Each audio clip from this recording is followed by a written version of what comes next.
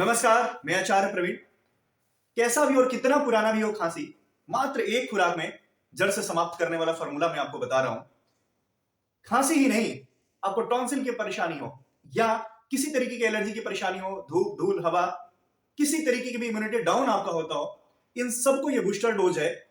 आपकी इम्यूनिटी को स्ट्रॉन्ग कर देता है, खांसी को जड़ से समाप्त कर देता है। और इतना ही नहीं, कितनी भी पुरानी टॉन्सिल की परेशानी हो गले में, उसको भी खत्म करता है। करना क्या है, एक चम्मच आपको लेना है अदरक का रस, एक चम्मच शहद और एक चम्मच हल्दी का रस। इन तीनों को मिक्स करके रख लीजिए और सुबह दोपहर शाम इसका सेवन करिए। खांसी बिल्कुल जड़ से समाप्त हो जाएगा। पहला प्रयोग है। दूसरा प्रयोग आपको क्या करना है, रात को कच्ची हल्दी या सूखी हल्दी हो, उसको घी में भून लीजिए, देसी गाय के घी में, और उसको रात को मुख में रख के सो जाइए। सुबह जब आप उठेंगे, खांसी का नामो निशान नहीं रहेगा। ये दोनों प्रयोग करिए, आपका कितना भी पुराना अस्थमा की परेशानी हो, उसमें भी लगभग 90% आपको रिजल्ट मिलेगा ही मिलेगा। और खांसी को तो बिल्कुल ये जड़ से समाप्त कर देता है। धन्यवाद।